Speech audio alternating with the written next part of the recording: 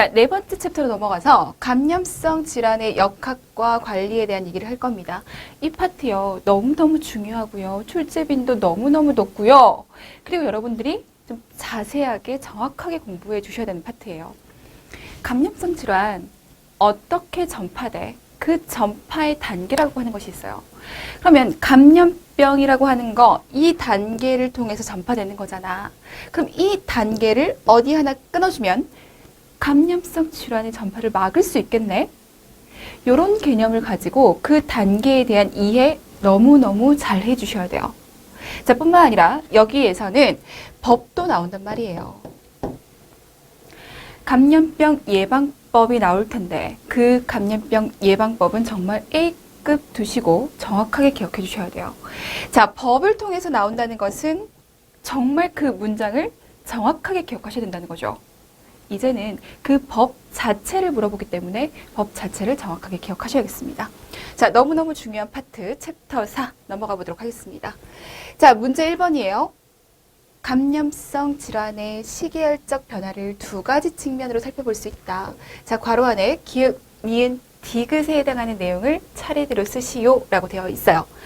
자, 감염성 질환을 시계열적 변화로 볼 수 있는데 그 첫 번째 변화가 병원체 발현을 중심으로 그 변화 과정을 볼 수 있다. 병원체의 발현 중심으로 이렇게 네 가지로 볼 수 있습니다. 첫 번째는 잠재 기간이고요. 두 번째는 니은, 세 번째는 종결, 그리고 네 번째는 만성부빈자입니다. 그럼 이 잠재 기간이 뭔데? 얘 좀 가볍게 볼게요. 자, 잠재 기간이라고 하는 것은 병원체가 숙주에 침입하였습니다. 감염이 일어났어요. 표적 장기로 이동해서 증식하기까지의 시간이다. 아, 그러니까 병원체가 우리 몸에 들어와서 감염을 성공시켰습니다. 감염을 성공시켰는데 아직 완벽하게 자리 잡은 게 아니에요. 완벽하게 자리 잡지 않았기 때문에 아직 증상이 나타나기 전입니다. 감염됐어. 이동해서 증식까지 해야지 증상 발현될 거예요. 그러니까 증상 발현 전까지, 감염이 일어나서 증상되기 전까지를 잠재 기간이라고 합니다. 자, 니은 볼게요. 잠재 기간이 경과한 다음에 인체 내에서 충분히 병원체가 증식했어. 충분하게 증식되다 보니까 조직, 혈액, 분비물에서 균이 발견되기 시작했습니다. 이때를 우리가 뭐라고 하는가? 이때를 전염기간이라고 합니다. 충분하게 증식해가지고 이제는 어디에서나 보이고 그리고 다른 사람에게 얼마든지 전파시킬 수 있고. 자, 종결 단계예요. 치료 등으로 숙주의 저항력이 증가됨에 따라 인체 내 병원체가 감소함으로써 균 배출이 종료되는 그 시기를 종결이라고 얘기할 겁니다. 자, 그런데 병원체에 감염된 후 지속적으로 병원체를 보유하고 있을 수도 있죠. 지속적으로 보유하고 있으면서 만성보균자 상태로 있으면서 지속적으로 균을 배출할 수도 있습니다. 균 배출이 종결되거나 만성보균자 상태로 계속적으로 병원체를 가지고 있으면서 균을 배출할 수도 있습니다. 자, 두 번째 측면은 임상 증상의 발현을 중심으로 본 변화 과정이에요. 이제는 임상 증상이 나타나는가 나타나지 않는가를 통해서 이 단계를 보겠다는 얘기죠. 자, 디귿. 병원체가 숙주에 침입했어. 표정장기로 이동했어. 증식 병리적 변화를 야기하고 있어. 그래서 증상이 발현되기 전까지의 시간이야. 자, 다시요. 숙주에 침입했어. 표적장기로 이동, 증식, 병리적 변화를 야기시키기까지 준비하는 시간. 그래서 증상이 발현되기 전까지의 시간. 이때를 우리가 잠복기라고 얘기를 합니다. 자, 충분하게 변화를 거쳐서 증상이 나타나기 시작해요. 증상 발현이죠. 자, 마지막 종결 단계. 점차 숙주 방어력이 증가하면서 증상이 없어지고 감염은 종결됩니다. 자, 이렇게 두 가지 측면으로 봤습니다. 자, 문제 2번 갈게요. 감염성 질병이라고 해서 반드시 전염병을 일으키는 것은 아닙니다. 또한 병원체가 있다고 해서 반드시 감염되는 것도 아니에요. 자, 감염병이라고 하는 거, 내가 그 감염병 환자 옆에 있다라고 해서 내가 무조건 감염병 걸리는 거 아니죠. 병원체가 있다라고 해서 무조건 감염되는 것은 아니라고요.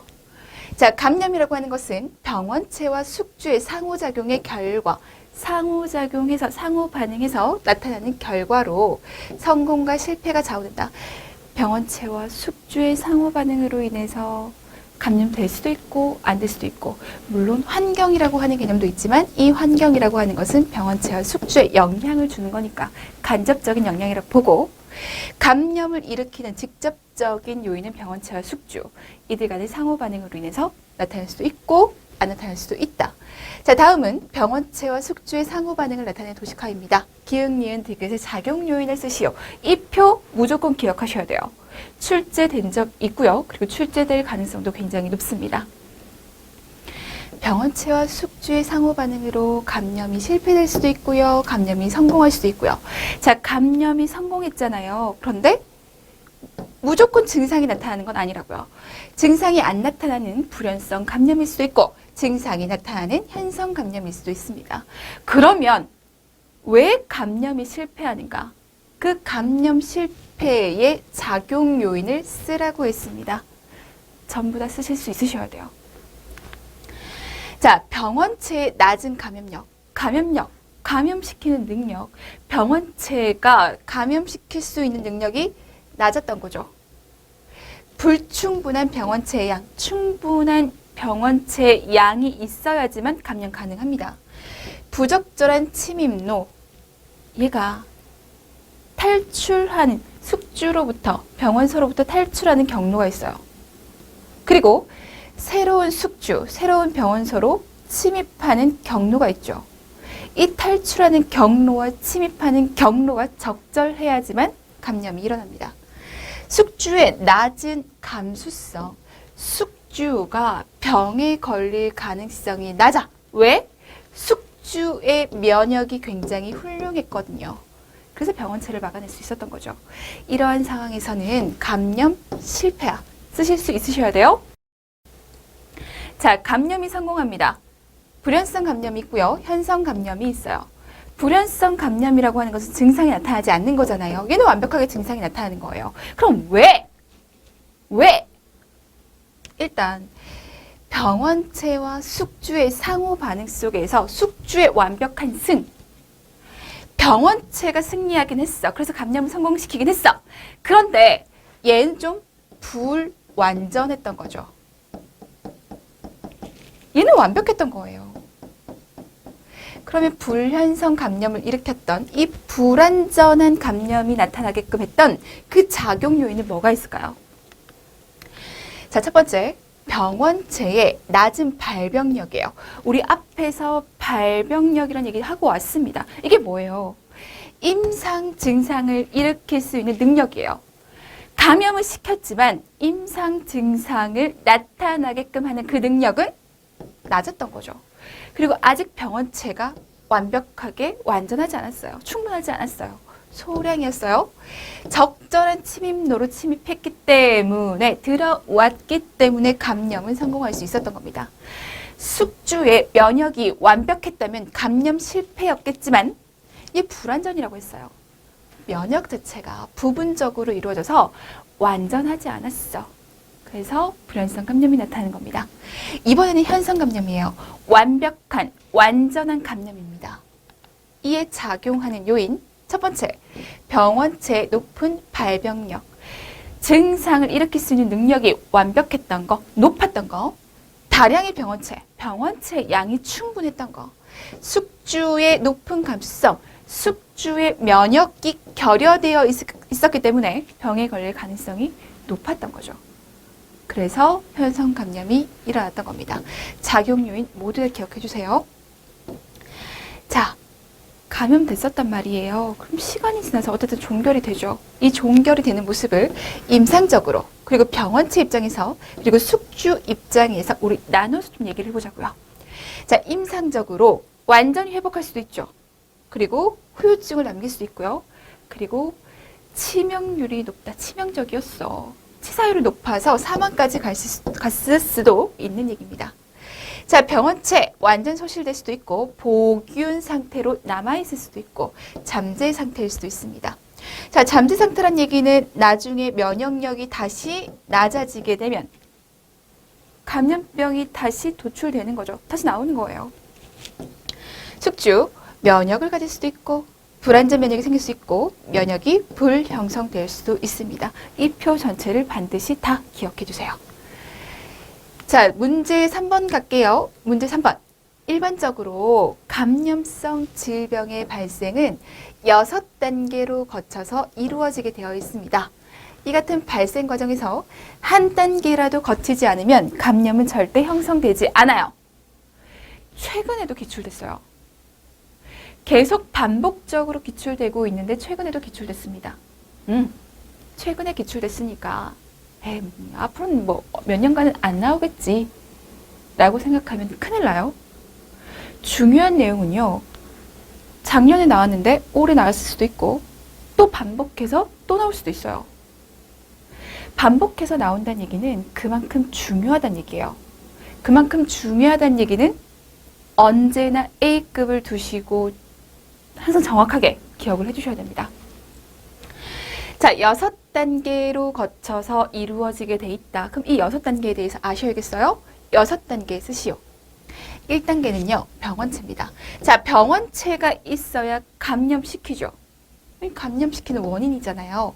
자, 2단계는 병원소예요. 자, 병원소라고 하는 것은 병원체가 생활하고 증식하고 계속해서 생존하면서 다른 숙주에게 숙주에 전파될 수 있는 상태로 저장되는 장소. 그러니까 숙주에 병원체가 이렇게 있단 말이에요. 그럼 얘가 병원소가 되는 거죠. 3단계, 병원소로부터 병원체가 탈출해야죠. 다른 숙주에게 얘가 이렇게 전파된단 말이에요. 그럼 얘가 밖으로 나와야 될 거 아니야. 이렇게 밖으로 나오는 것을 병원소로부터 병원체의 탈출이라고 얘기를 합니다. 탈출하는 경로는 호흡기로, 소화기계로, 비뇨기계로, 개방병소로, 그리고 기계적 탈출로 분류할 수 있어요. 이것도 분류하셔야 돼요. 얘가 탈출할 때 병원체마다 특징적인 탈출 경로가 있거든요. 그 탈출 경로로 나와야지만 전파 가능해요. 여기로 나올 수 있고, 여기로 나올 수 있고, 여기로 나올 수 있고, 여기로 나올 수 있고, 여기로 나올 수 있고. 그러면 여기로 나올 수 있는 질병은 뭐가 있어? 요거까지 하셔야 된다는 얘기예요. 자, 그리고 네 번째는 전파입니다. 자, 전파라고 하는 것은 배출된 병원체가 새로운 숙주에게 운반되는 과정. 요 과정이 전파. 자, 5단계. 이제 새로운 숙주에 침입해야죠. 들어가야 돼요. 이 침입 양식은 병원체의 탈출과 같습니다. 병원체에 따라 침입 경로가 정해져 있고 그 경로가 달라지면 감염이 안 되는 것입니다. 자, 호흡기로 탈출한 병원체, 호흡기로 들어가야 돼요. 소화기계로 탈출한 병원체, 소화기계로 들어가야 돼요. 이 경로가 틀려지면 감염되지 않습니다. 자, 마지막 단계, 6단계로 새로운 숙주의 감수성과 면역입니다. 이 숙주에 대한 얘기를 할 거예요. 이 숙주의 감수성이 어떠한가, 면역이 어떠한가에 따라서 감염이 성공할 수도 있고 감염이 실패할 수도 있습니다. 자, 병원체가 숙주에 도달해서 침입하였다 하더라도 각 개인에게 있는 방어력으로 저항력이나 면역성이 있으면 감염은 성립되지 않습니다. 숙주의 감수성 그리고 면역성. 그러면 숙주 입장에서 병에 걸리고 싶지 않아요. 그러면 면역력을 증가시키고 감수성을 감소시켜야겠죠. 뭐 체력을 키운다, 잘 먹어야 된다, 이런 얘기도 굉장히 중요합니다.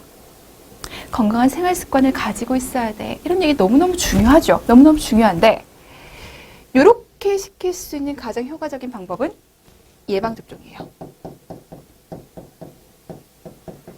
그래서 이 예방접종과 관련된 얘기 중요하다, 안 중요하다? 중요하다. 이 6단계를 모두 다 꼼꼼하게 그리고 더욱더 세부적으로 공부하시고 예방접종까지 다 우리가 가져가야 됩니다. 자, 감염성 질병의 발생 과정, 이 6단계를 이렇게 표로 나눌 수 있어요. 병원체가 있어야 됐어. 병원소가 있어야 됐죠. 병원소에는 3가지가 있습니다. 인간, 동물, 그리고 무생물.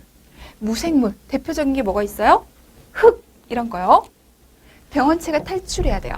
병원체가 탈출할 때는 호흡기계로, 소화기계로, 비뇨 생식기로, 그리고 기계적으로 개방병소로 탈출하면 됩니다.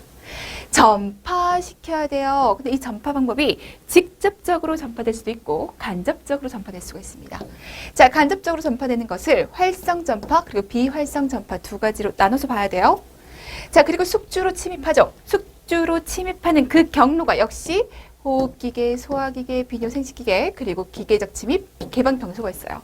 호흡기계로 나왔어, 호흡기계로 들어가야 돼. 비뇨생식계로 나왔어, 비뇨생식계로 들어가야 됩니다. 그래야 감염 성공될 수 있어요. 숙주의 감수성이 낮아야 되고 면역이 높아야 됩니다. 이 면역에는요, 비특이적 면역이 있고 특이적 면역이 있어요. 그럼 얘에 대한 이해도 필요하고 얘에 대한 이해도 필요하다는 얘기죠. 특히 특이적 면역은 너무너무 중요합니다. 분류 잘 해서 기억해 주셔야 됩니다. 자, 2번. 다음은 병원체 분류에 대한 내용입니다. 기응, 니은, 티끌, 리을, 미음, 비읍에 해당하는 내용을 차례대로 쓰시오라고 되어 있어요. 자, 병원체. 첫 번째 단계가 병원체였어요. 그 병원체에 대한 이해를 해보자. 이건데, 자, 병원체를 이렇게 분류할 거예요.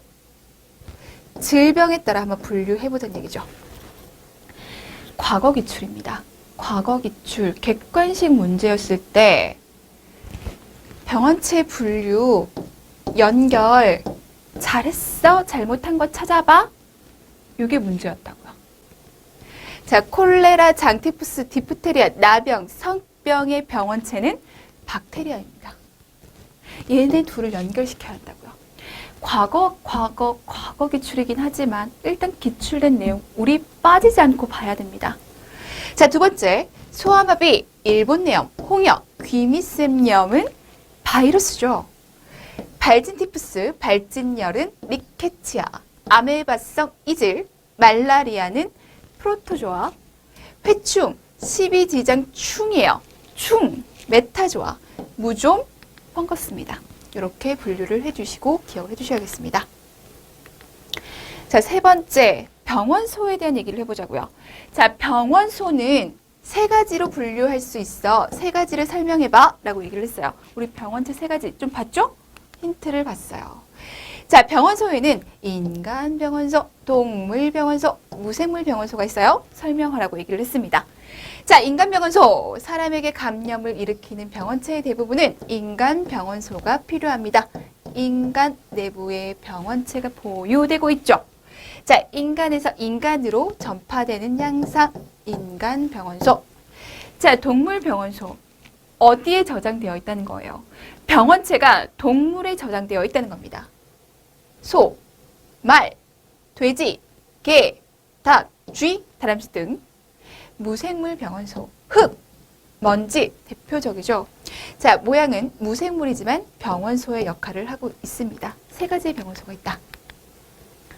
자, 4번째, 병원체가 병원소로부터 탈출하는 경로는 5가지로 분류됩니다. 기억부터 이응에 해당한 내용을 차례대로 쓰시오 라고 되어 있어요.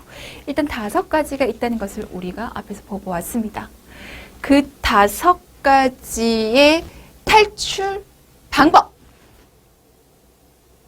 그리고 이러하게 탈출하는 질환들은 뭐가 있는지 이거 연결시키셔야 돼요. 이렇게 연결 반드시요. 호흡기로 탈출한다. 그럼 어떤 방법으로 전파되는 거예요? 대화, 기침, 재채기를 통해서. 기침, 대화, 재채기를 통해서 탈출해서 얘가 비말의 형태로 전파되는 거죠. 자, 이렇게 호흡기로 탈출해야지만 되는 질환. 결핵, 대표적이죠. 감기, 홍역, 디프테리아, 호흡기 탈출이에요. 호흡기 감염병 질환들입니다. 자, 이번에는 소화기 탈출이에요. 소화기는 어떻게 탈출할 수 있는가? 토물, 분변이에요. 그래서 우리가 분변 구강 경로로 전파됩니다. 이렇게 얘기를 하죠. 예예요. 이것과 관련된 질환, 장티푸스, 콜레라. 자, 비뇨생식기 탈출, 혈액성 질병의 균이, 소변, 성기, 점막을 통해서 탈출하는 것. 이와 관련된 질환은 성병, 임질. 자, 주사기나 동물의 매개체를 통해서 직간접적으로 탈출하는 것. 주사기 침해에 의해서. 기계적 탈출이죠. 질환은요, 뇌염, 간염, 개방병소, 병소를 통해서 직접 배출되는 것. 질환으로는 나병, 종기, 트리코마가 있어요. 기억하셔야 됩니다. 자, 5번째. 일단 배출된 병원체가 새로운 숙주에 운반되는 과정을 전파라고 하죠. 이 전파는 직접 전파가 있고 그리고 간접 전파가 있습니다. 밑줄 친 기억부터 디귿에 해당하는 내용을 차례대로 쓰시오라고 얘기를 합니다. 전파에 대한 얘기. 직접 전파. 매개체의 중간 역할이 없습니다. 병원소에서 직접 새로운 숙주에게 전파되는 것을 얘기해요. 숙주 이렇게 전파되는데 중간에 매개체가 없어요. 직접 전파가 돼요. 그 말인즉슨 밀접하게 접촉되어 있다는 얘기죠. 신체 접촉 또는 비말로. 병원소와 새로운 숙주가 매우 밀접한 상태에서 전파되는 것을 얘기합니다. MRSA, VRE, 에볼라, 옴 이것들이 직접 전파에 속합니다. 자, 간접 전파라고 하는 것은 매개체를 가지고 있다라고 하는 겁니다. 공기를 통해서 공기가 매개가 돼서 전파시킬 수 있어요. 공기 전파는 먼지, 비말에 의해서.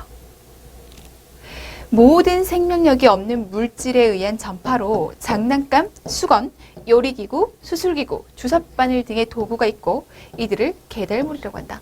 이걸 우리는 비활성 매개체라고 해요.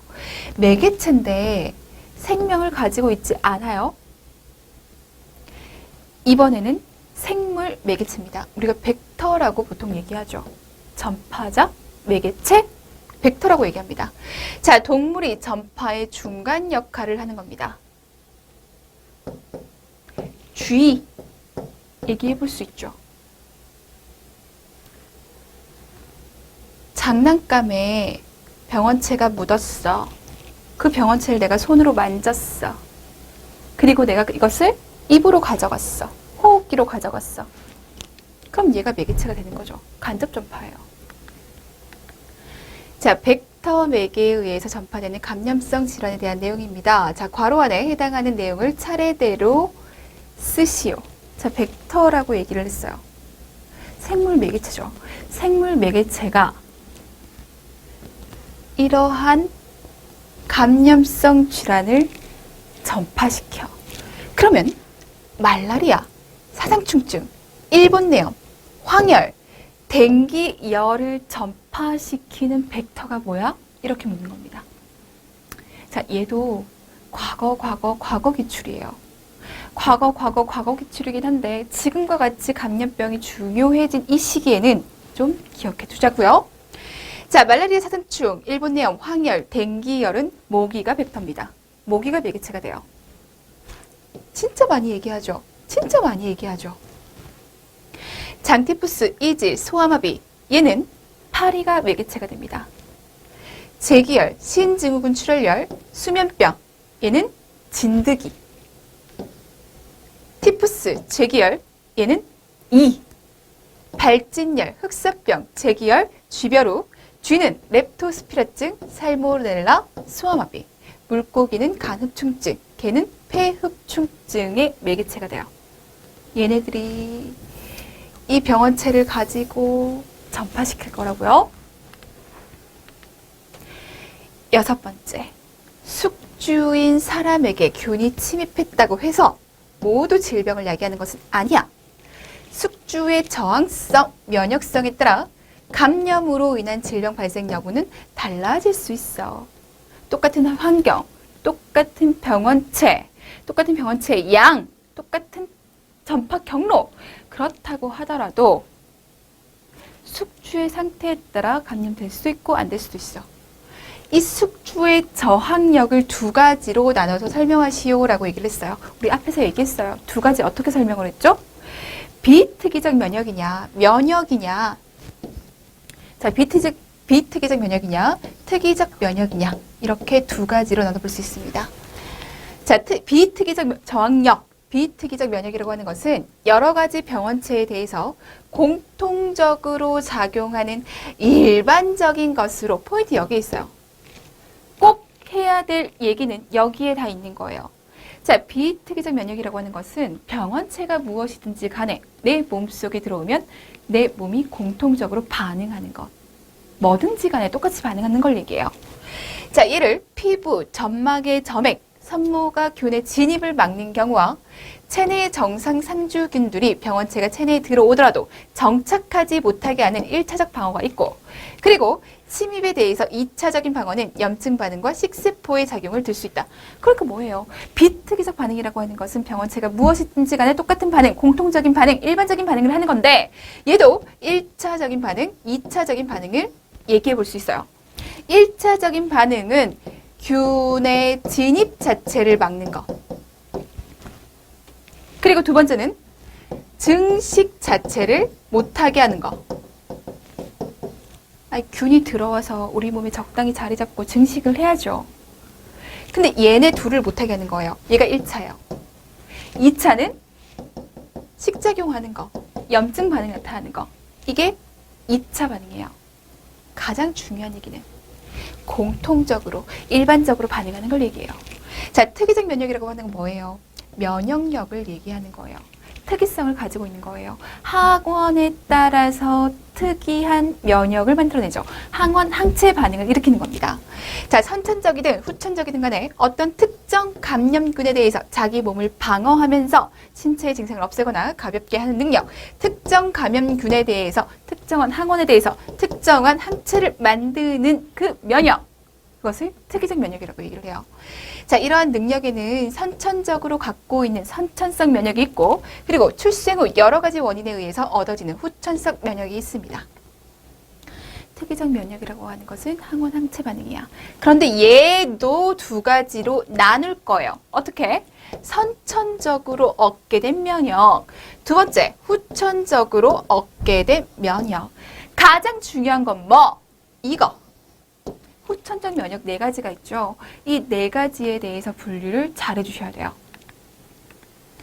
자, 숙주가 병원체에 대한 면역을 획득하는 방법을 선천 면역 그리고 후천 면역으로 나눠 설명하고, 후천 면역을 4가지로 분류해서 쓰래요. 이거 잘 해주셔야 된다고요.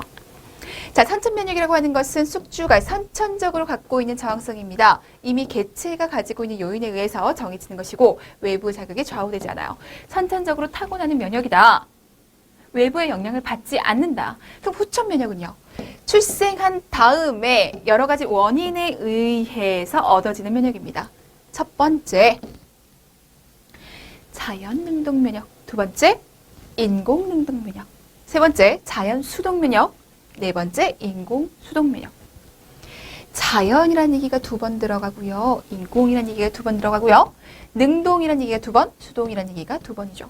그러니까 인공, 자연, 수동, 그리고 능동. 이게 4가지를 만들어낸 거예요. 인위적인 상황을 만들어내는 것이 면역을 만들어내는 데 있어서 인위적인 상황을 만들어내는 것이 인공이고, 면역을 만드는 데 있어서 자연적으로 일어나면 자연 면역이에요.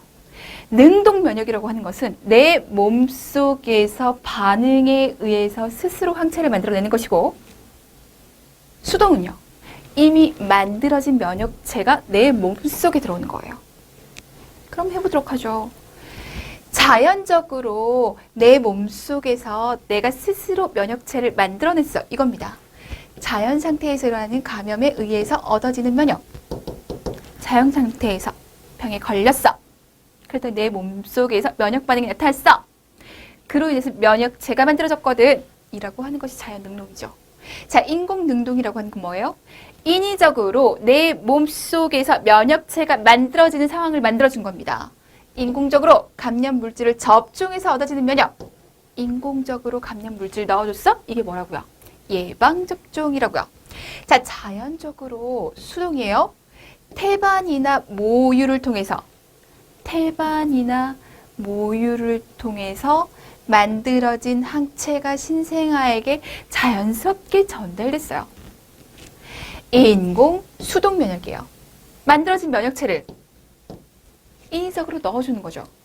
능동적으로 면역성을 얻은 이에게서, 자, 능동적으로 면역성을 얻은 어느 개체에서, 그럼 이 개체는 항체를 가지고 있겠네요. 이 항체를 빼다가 다른 개체에게 그냥 넣어주는 거예요. 인위적으로 넣어주는 거죠. 반드시 하셔야 돼요. 예시 사례까지 가져가셔야 됩니다. 자, 선천적 면역, 선천적으로 타고나는 면역이에요. 종족 간 면역, 인종 간 면역, 개인 간 면역으로 얘기할 수 있고, 자, 후천적 면역, 자연적, 인공적으로 나눠서 능동적, 수동적, 능동적, 수동적. 자연 능동이에요. 천연두, 홍역, 장티푸스에 걸려서 내 몸속에서 만들어진 면역입니다. 수동 면역이라고 하는 것은 태반 면역. 태반을 통해서 자연스럽게 면역체가 들어왔어요. 소아마비, 홍역, 디프테리아. 인공 능동 면역, 예방접종이라고 했잖아요. 백신 맞을 수도 있고요. 독소 맞을 수도 있어요. 천연두, BCG, 디프테리아, 파상풍, 독소. 비동 면역, 인공적으로 항체를 넣어주는 거예요. B형 간염, 글로불린. 항체란 얘기잖아요. 파상풍, 항독소. 예시를 보고 얘가 어떤 면역인지를 판별할 수 있게끔 여러분들 기억해 두셔야 돼요. 너무너무 중요한 얘기.